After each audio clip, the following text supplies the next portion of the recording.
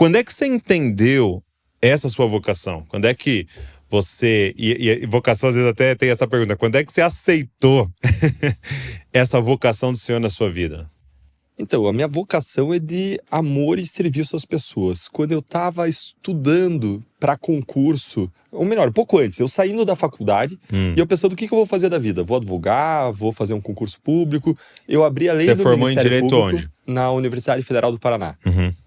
E aí eu estava refletindo sobre o que ia fazer, orando sobre isso, abri a lei do Ministério Público do Estado do Paraná e vi basicamente que a lei do Ministério Público trata de uma série de funções de amor ao próximo. É uma lei que dá ao promotor de justiça, que é o nome do cargo na área estadual, ou procurador da República, que é o nome do cargo na área federal, a responsabilidade de cuidar de crianças e adolescentes e pessoas idosas, buscar que sejam protegidos os seus direitos, cuida dos direitos das pessoas com necessidades especiais, pessoas com deficiência, busca ainda proteger o meio ambiente, busca proteger os direitos do consumidor e punir os criminosos na área criminal com o objetivo de proteger a vítima, proteger a sociedade, proteger as pessoas contra o crime. Eu olhei aquilo lá e falei, nossa, isso aqui é basicamente uma atividade, é um ministério, uma atividade de amor ao próximo. Pastoral, né? Pastoral, e eu ainda vou ganhar por isso.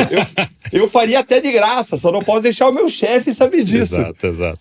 E me apaixonei pela função, passei a estudar para o concurso, mas o meu coração ele não estava na prova. Ele estava no serviço que eu ia desempenhar depois. Eu passava noites estudando, madrugadas, eu aboli qualquer compromisso que não fosse estudar, dormir, comer na hora que tivesse fome, dormir na hora que tivesse sono. Então, várias vezes eu virava à noite, ia dormir na hora que tinha sono e passava 1 hora com a minha namorada, então, assistindo uma novela das 8 junto com a minha família, que hoje é a minha esposa, é a Fernanda. E às vezes eu ficava cansado de madrugada, Douglas, parava tudo e cantava uma música que talvez você já tenha escutado, não sei se é do teu tempo. Que é uma música dos Filhos do Homem. Ouviu falar dessa banda já? Sim. Lá da Grande Pato Branco, uma metrópole imensa lá do interior do Paraná, por acaso onde eu nasci, você já deve ter ouvido falar. E a música dizia, faço o melhor, faço o melhor. Para Deus, parava tudo, cantava, pulava, dançava e voltava a estudar.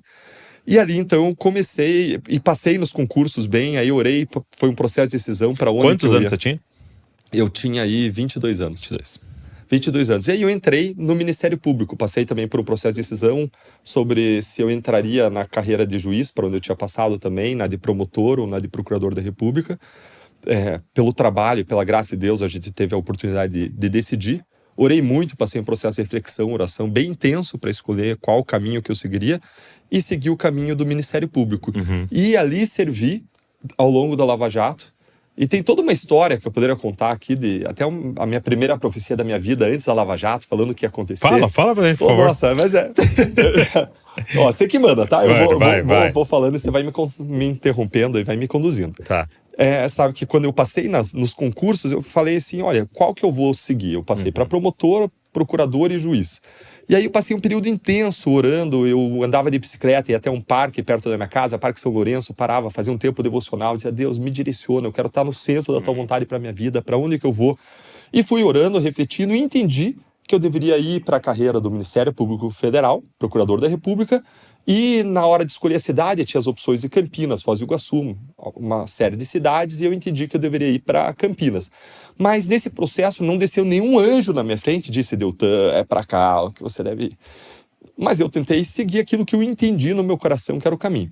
E umas semanas depois, já estava definido que eu ia para onde que eu ia, tudo certo, eu orei e falei, Deus, eu busquei tanto o Senhor nesse processo. O Senhor podia me mandar um sinal, me mostrar aqui uma placa de carro de Campinas para comprovar que é para lá que eu tenho que ir. Eu estava em Curitiba, voltando de um clube, indo para casa, estava dirigindo meu sogro, minha sogra na frente, minha namorada do lado, e eu orei na minha cabeça, o Senhor podia me mostrar uma placa de carro de Campinas para confirmar que é para lá. Lá em Curitiba é difícil? Aí eu olhei pro lado, olhei pro carro e adivinhe, não era uma placa. Olhei pro outro lado, pro outro carro e não era uma placa de carro de Campinas. Aí já estava um pouquinho para frente, olhei um outdoor, falei, será que tem Campinas em algum lugar? E pensei, já tô começando a trapacear, né? Exato, já tô forçando. E aí eu caí e me falei, Deus, não sou eu que te dou ordens. É o Senhor que me diz quando o Senhor quer, como o Senhor quer. Agora confirma no meu coração, busquei tanto e eu vou assumir uma função em que a gente processa grandes corruptos, traficantes internacionais de drogas, e se for acontecer alguma coisa comigo e eu estiver no centro da tua vontade para minha vida, eu vou estar bem com isso. Mas eu quero ter essa segurança. E não orei na minha cabeça, não falei nada para ninguém. E umas 4, 5 quadras para frente, a mãe da minha namorada olha pro lado e fala: Deltan, olha que é uma placa de carro de Campinas, para onde você tá indo? Uau. Sem que eu nunca tivesse falado desse assunto de placa de carro de Campinas com ninguém, nunca na minha vida, nem antes nem depois disso, ao longo de toda a minha história, alguém me mostrou uma placa de carro de Campinas. Então foi um conforto muito grande que Deus me deu de direcionamento correto, de no mínimo que isso era admissível dentro do plano dele, que ele estava abençoando aquilo.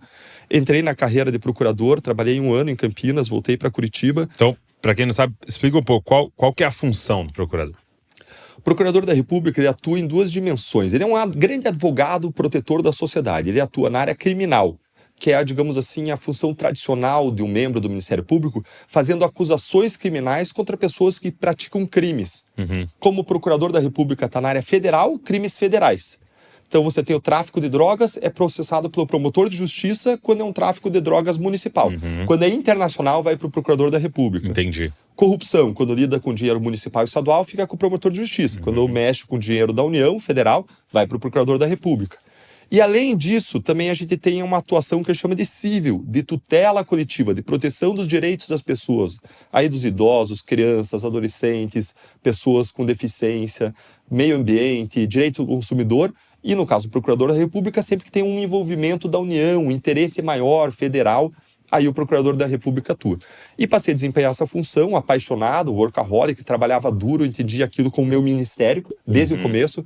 Então, eu trabalhei em Campinas ali 1 ano e vi a luz do sol em Campinas, voltando para a parte hotel onde eu morava, se muito 5 vezes ao longo do ano. Eu trabalhava duro, de manhã à noite. Trabalhei com 2 colegas excepcionais também, que trabalhavam muito duro, que queriam fazer um serviço de excelência. E assim a gente fez por 1 ano, voltei para Curitiba e tive o meu primeiro grande caso de corrupção em seguida. Nós descobrimos 70 gafanhotos. Esses gafanhotos, eles não comiam as folhas das plantações de White Duck City, a grande Pato Branco, cidade onde eu venho, mas sim comiam a folha de pagamentos da Assembleia Legislativa do Estado do Paraná. Era um grande esquema de funcionário fantasma, gafanhotos, em que os deputados colocavam na folha de pagamentos suas funcionárias domésticas, pessoas que eram pobres, simples, que jamais saberiam que seus nomes estavam lá e desviavam o dinheiro. Os outros funcionários dele do gabinete iam lá no PAB, aquele serviço de atendimento bancário da Assembleia Legislativa, sacavam tudo em espécie. Iam lá com bolo de cartão, sacavam o salário dos funcionários fantasmas e enchiam o bolso de dinheiro. Milhões de reais aí desviados. E se passaram aí 10 anos, depois da gente ter descoberto, ter começado a investigar esse esquema, e ninguém foi punido. E nenhum centavo foi recuperado. E isso que a minha profissão foi me mostrando, Douglas, foi um choque de realidade, porque eu cresci ouvindo minha mãe falar Gálatas 6:7, o princípio da semeadura, né? De Deus não se zomba, aquilo que o homem semear, isso também ceifará. Que é um princípio geral que a gente tira da Bíblia, é o princípio da semeadura. Eu achava que nos meus casos, se eu trabalhasse duro, se eu fizesse o meu melhor, preparado do jeito que eu busquei me preparar para fazer um bom serviço, eu ia alcançar os resultados. Então, para eu entender, vocês descobriram, vocês investigaram, foi comprovado que aquilo estava acontecendo, e depois desse trabalho duro, ninguém foi punido. Ninguém foi punido. E nem R$1 foi devolvido. Exatamente, nem R$1. Por quê? Porque quando a gente identifica a pessoa que tem foro privilegiado, o que é o foro privilegiado? Alguns cargos a pessoa só pode ser processada em certos tribunais. Só que deputados que tinham exercido a função de deputado estadual, eles aí mudam, se elegem deputado federal, depois eles mudam para prefeito, depois eles vão para... não exercem função nenhuma, de repente eles estão no Senado, de repente vira governador, e aí aqueles casos começaram a se fragmentar e tramitar em diferentes tribunais, e a cada pouco mudava de tribunal, porque o cara mudava, e eram casos complexos, até o novo policial, até o novo procurador que atuava em outra instância, conhecer aquilo, entender, foram anos, e quando eu estava na Lava Jato, eu fui rastrear, sentei com um colega lá da Procuradoria-Geral da República e ele me disse: Deltan, eu até vou denunciar, vou acusar alguns, porque está tudo muito escancarado. Mas eles vão todos alcançar impunidade, porque demorou tanto tempo na justiça que acontece o que eles chamam em justiça, que é uma injustiça de prescrição. É como se você cancelasse os crimes e as penas simplesmente porque demorou muito tempo na justiça, independentemente da razão da demora. E isso foi criado para não não aconteceu um acúmulo de casos? Porque qual é o sentido da prescrição? A prescrição foi criada para estabilizar relações sociais. Então a ideia é a seguinte: se a pessoa praticou um crime há 30 anos e ninguém nunca foi atrás, vamos estabilizar isso, vamos pacificar a sociedade e a pessoa segue com a vida dela.